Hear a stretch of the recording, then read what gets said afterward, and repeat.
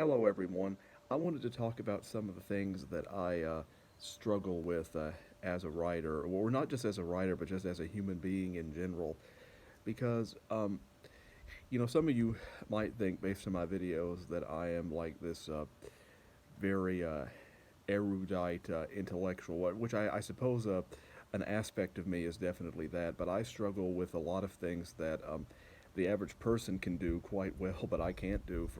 For example, I have very bad hand-eye coordination. My hand-eye coordination is super inefficient to the point, and also I have very lacking fine motor skills. So my even though I prefer writing by hand, my handwriting is not very legible, and only I can really read it. I've only met maybe a couple of people in my life who could read my handwriting without any trouble, and so I had an immense amount of trouble in school with teachers, not only saying that they couldn't read my handwriting, but making fun of my handwriting, which was very embarrassing for me. That's why I can get quite offended, if people make comments about my handwriting because it kind of reminds me of some of the trauma that I suffered as a child. So if you want to get on my bad side, just make fun of my handwriting.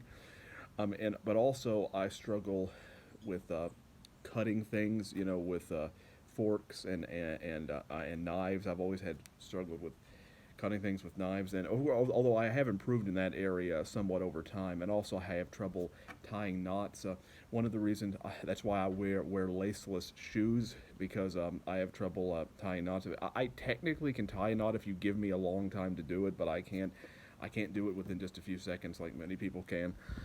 And also because I struggle with hand-eye coordination and all of that, I still have yet to learn to drive a car because I'm just afraid of that I won't be able to judge spaces properly, and that gives me a lot of anxiety. And also, really, all of my life I've suffered with a problem of having nervous tics.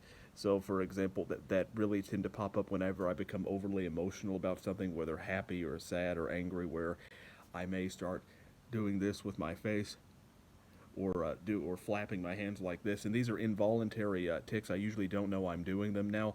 I can control them somewhat when I'm out in public. I used to not be able to when I was a kid, so if you saw me out in public, you wouldn't know that anything was wrong. But when obviously in private, when I'm at home, I do struggle with those things, and people can sometimes observe me doing them, but they're mostly involuntary. So those are just some of the things that I struggle with that affect me in various ways.